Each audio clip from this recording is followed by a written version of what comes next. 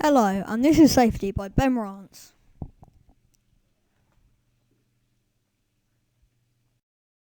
First of all, we're doing e-safety.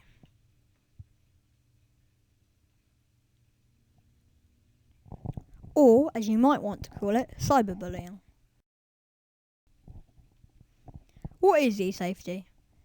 E-safety is a term used to promote the protection of young people from the unwanted consequences of using electronic media, including the internet, mobile phones, social networks, etc., etc. It is any form of bullying on the internet where you can chat or send/receive messages to/from other people. How to help your risk of getting cyberbullied. If you are afraid to use the internet because you think you might get cyberbullied, then follow these 10 simple steps. Number 1. Don't post any personal information online like your address, email address, or mobile number. Think carefully before posting pictures or videos of yourself. Once you've put a picture of yourself online, most people can see it and might be able to download it. 3. Keep your privacy settings on at all times. 4. Never give out your passwords.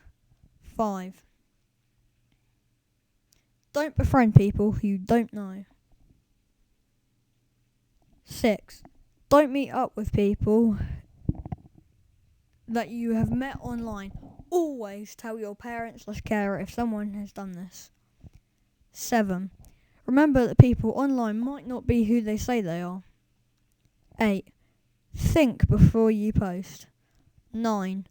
Respect other people's views, even if you don't agree with someone else's views. Doesn't mean you need to be rude. 10. If you see something online that makes you feel uncomfortable, unsafe, or worried, leave the website, turn the computer off if you want to, and tell a trusted adult immediately. Our next subject is strangers. Who is a stranger? A stranger is anyone that your family doesn't know well. It's common for children to think that strangers look scary like the villains in cartoons. This is not only not true, but it's dangerous for children to think this way. Pretty strangers, or strangers that look good, or like they have no problems or anything, can be just as dangerous as the not so pretty ones. No one can tell if strangers are nice or not just by looking at them, and you should be careful around all strangers. Strangers giving out gifts. If a stranger ever offers you any kind of gift/present, do not accept it. You might be asking yourself why. If you are, here's why. If it's wrapped up or in a box, it could be a weapon. Example, guns, knives, or even grenades. Or if it's food/sweets, they could be poisoned or have drugs in them, etc., etc. Also, never go up the van saying free candy or sweets. General home safety. Safety at home. These general safety rules should be followed at home. Cover all plug sockets. Use good lighting. Use fire and radiator guards. Use protective film or safety glass and fit child-resistant window locks. Use door slam protectors/soft closed doors. Don't have worn or damaged carpets or rugs. Have tidy floors and stairs, mop up spills. Install safety protectors. The next subject is safety in the kitchen. If you're going to do work in the kitchen, here's what to do. 1. Wash your hands and dry them well. Wet hands can be slippery. 2. If you can't quite reach the countertop, use a sturdy stool or wooden step to help. 3. Keep cabinet doors and drawers closed so you won't bump into them. 4. Wipe up spills as soon as they happen. Wet spots can be slippery. 5. Always use oven gloves to handle food on the hob and in the oven. 6. When working with pots on the hob, be sure to hold the handle while stirring to prevent the pot from slipping off. 7.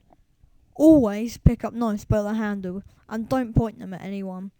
Be sure to only use a knife when an adult is close by and with permission. 8. Keep electrical cords away from the hobs, oven and sink.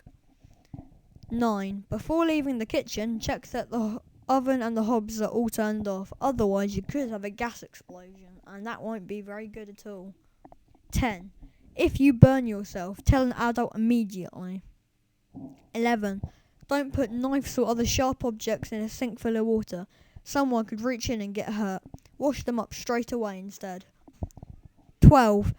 Never put water on a cooking fire. It could make the fire bigger.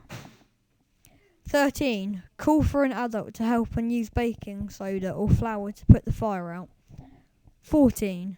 Don't put cooked food on an unwashed plate or cutting board that held raw food. Always use a clean plate. And finally, 15. Never add water to a pan with hot oil in. It could splatter and burn. Road safety.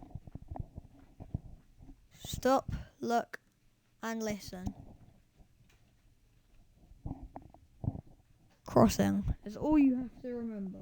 When you get to a road, stop, make sure your feet are behind the curb, look left and right whilst walking across the road. Finally, listen the whole time, as there may be a car that you can't see around the corner.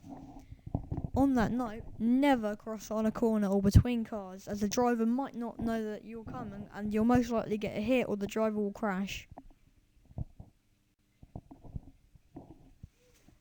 Best places to cross. The best places to cross are always clear to see, and if you are out and about you should use them a lot. 1. Zebra crossings. Black and white stripes on the road in a straight line with 2 yellow ball lampposts on either side. 2. Traffic lights. Green equals go, amber/orange is start to stop or warning for an action, red equals stop. 3. Lollipop ladies or lollipop men are always out on school days to help and make sure that you do not get hit. Stop, slow and go. Remember that. Moving on, bike safety. If you ride on the roads or late at night, you got/done these? Helmet. Are the straps tight? Reflectors on wheels and pedals. Wear bright clothing or high-vis jackets. Lights, front white and back 1 thread. Before riding, check your bike's brakes and tyres, as you could be riding really fast and then you find out that your brakes don't work or your tyre could suddenly burst. Riding on the roads. When riding on the road, you have to go by what the cars have to do.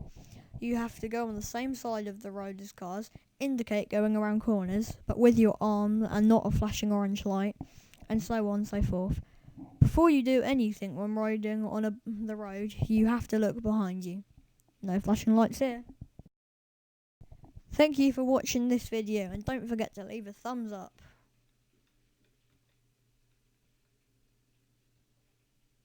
Subscribe.